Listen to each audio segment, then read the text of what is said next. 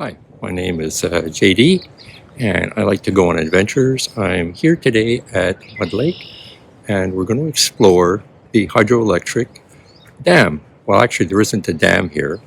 There was an attempt to build one in 1898. The Metropolitan Electric Company um, got permission to build a hydro dam here, and they started work on that in 1901, early 1901, and by the fall of 1901, the project had failed. But part of the dam project was to build two large embankments, and we're going to explore those embankments and what's left of the canal. This is an artist's rendition of the canal and the hydro dam. This sketch appeared in the Ottawa Evening Journal on February 25th, 1899. The canal was to be dug along the Ottawa River next to the Deschênes Rapids. The canal itself would be 14 feet deep, 150 feet wide, and 2,000 to 3,000 feet long. The dig would require the removal of 100,000 cubic yards of rock and 25,000 cubic yards of soil. The embankments on either side of the canal were to be 53 feet high. I'm standing on Cassels Street, which is about a half-mile long, and it sits just a little bit east of the Britannia village. What I'm looking at in the distance to the east is one of the City of Ottawa's water treatment plants.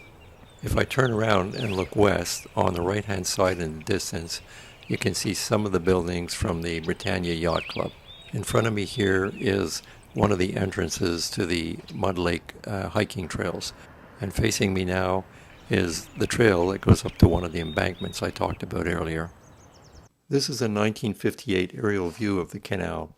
On the left-hand side, you can see an entrance going into the harbor. That's where the Britannia Yacht Club is now.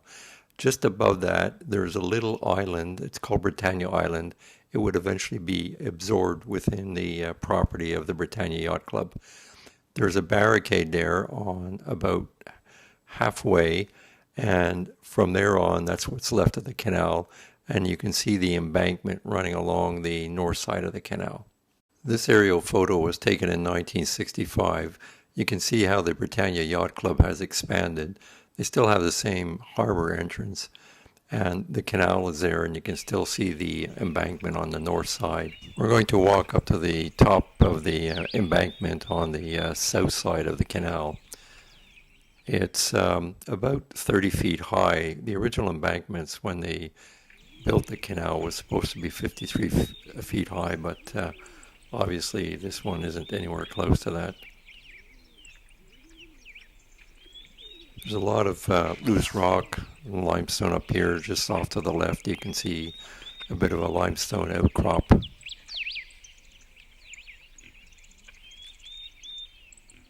Right now we're heading east along the embankment, and pretty soon we're going to come to what's left of a house.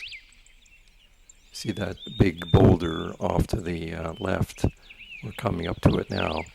That's what's left of a house. I have no idea when that house was built and when it was taken down. But since the canal works started in 1901, the house had to be built after 1901. One of the interesting features of the embankment is all the loose rock, mostly broken rock, mostly limestone. This rock was taken from the construction of the canal, and it was used along with the earth that was removed to build the embankments on either side of the canal.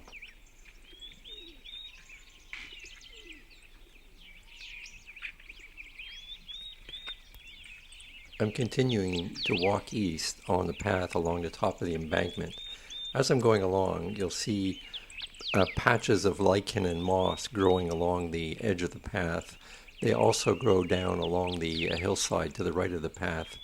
In the winter time, it seems like there's little microclimates up here, because even on the coldest winter days, the snow will be melted and you'll see this lichen and this moss growing quite comfortably in the cold weather.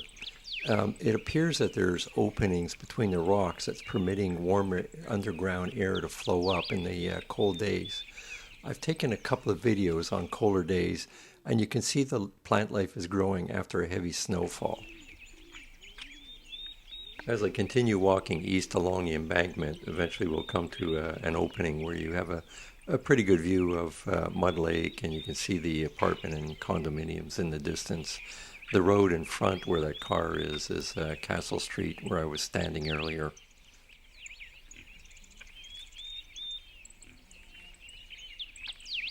If you look north from the path that runs along the embankment, off in the distance you're going to see a building. This used to be a hydroelectric plant. It went out of business around 1946. It's on the Aylmer side of the river, and it was used to power the lighting for Aylmer and also for some of the streetcars in that area. Just in front of that dam, you can see the Deschênes Rapids, and then in front of that, you can see what's left of some islands. That's the north embankment that runs along the canal. The water is quite high when this picture was taken, so the islands are mostly underwater.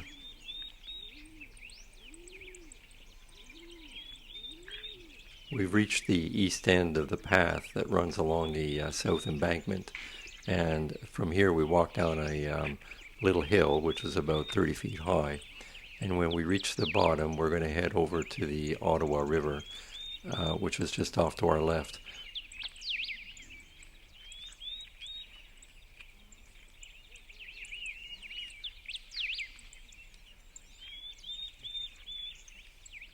Where that lady is going, there's a path that runs right down to the Ottawa River. What we're looking at here is the Ottawa River, and those trees in front of us are on the islands which form the embankment along the north side of what should have been the canal.